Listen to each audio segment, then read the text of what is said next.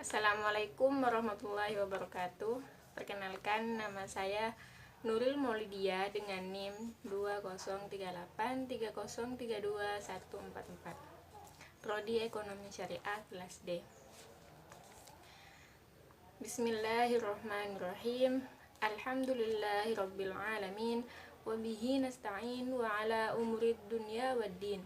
Assalatu wassalamu ala asyrafil anbiya'i wal mursalin wa ala alihi wa sahbihi ajma'in.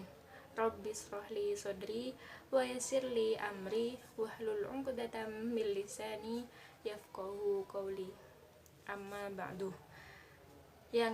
Pertama-tama, marilah kita panjatkan puja dan puji syukur atas kehadirat Allah Subhanahu wa ta'ala, yang karena nikmatnya lah kita dapat berkumpul di hari ini dengan sehat walafiat. Yang kedua, sholawat serta salam mari kita haturkan kepada junjungan kita Nabi Muhammad Sallallahu Alaihi Wasallam, yang karena beliaulah kita dapat menikmati sebuah keilmuan.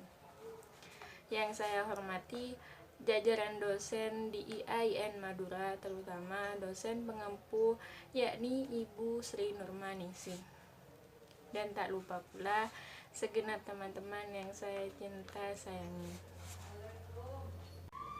Saya akan membawakan tema nikah dulu sebelum pacaran.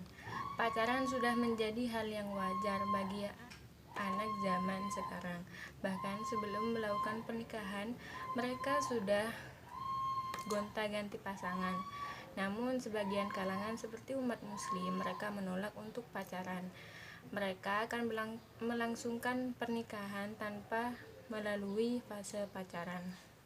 Pacaran biasanya diklaim sebagai sarana untuk mengenal masing-masing calon pasangan, yang terdiri dari bibit, bebet, dan bobot calon pasangan masing-masing. Namun biasanya tak jarang bagi anak zaman sekarang menyalahartikan atau menyimpang dari sesuatu yang seharusnya. Tidak sedikit dari mereka yang berpacaran malah terjerumus terhadap sesuatu yang dilarang oleh agama, misalnya zina. Ustadzah Hartati Anas menyatakan, di dalam Islam tidak mengenal kata pacaran. Dalam Islam, hubungan non-muhrim sudah diatur, yakni larangan untuk berkholwat atau berdua-duaan dengan non-muhrim. Firman Allah Subhanahu wa ta'ala dalam surat Al-Isra ayat 32 menyatakan bahwa janganlah kalian mendekati zina, karena zina merupakan suatu perbuatan keji dan suatu jalan yang buruk. Islam menyerukan agar menyegerakan sebuah pernikahan bagi seseorang yang sudah mampu untuk menikah. Dalam sebuah hadis riwayat Bukhari dan Muslim, Nabi Muhammad SAW bersabda, "Wahai para pemuda, barang siapa di antara kalian yang sudah mampu untuk menikah, maka menikahlah, karena nikah itu lebih menundukkan pandangan dan lebih membentengi farji atau kemaluan. Dan barang siapa di antara kalian yang tidak mampu, maka berpuasalah, karena dengan berpuasa dapat membentengi dirinya sendiri." Berpedoman pada surat Al-Isra dan hadis tersebut, maka banyak kalangan kaum muslimin yang menolak berpacaran. Mereka hanya melakukan ta'aruf atau perkenalan sebelum pernikahan. Pacarannya dilakukan setelah kedua pasangan menikah. Pernikahan adalah suatu ikatan yang sakral. Ikatan tersebut diadakan bukan hanya untuk urusan pribadi dua manusia berlainan jenis, namun ada makna sosial yang terkandung di dalamnya.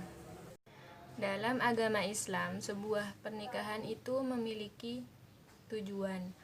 Selain untuk memperoleh keturunan, pernikahan juga dimaksudkan untuk melindungi diri dari perbuatan keji dan terlarang, misalnya zina.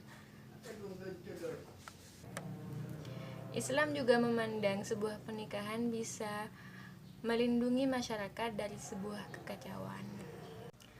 Menurut saya, untuk apa berpacaran jika akhirnya berujung dosa? Lebih baik menyegerakan sebuah pernikahan bila kita sudah mampu untuk melaksanakan pernikahan.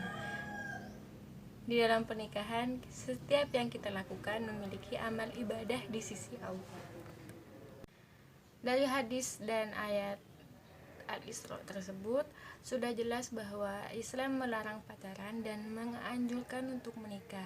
Bagi kalian yang sudah mampu untuk melaksanakan pernikahan, maka segeralah menikah untuk menjauhi perbuatan zina, perbuatan keji yang dibenci oleh Allah Subhanahu wa taala. Sekian dari saya. Wassalamualaikum warahmatullahi wabarakatuh.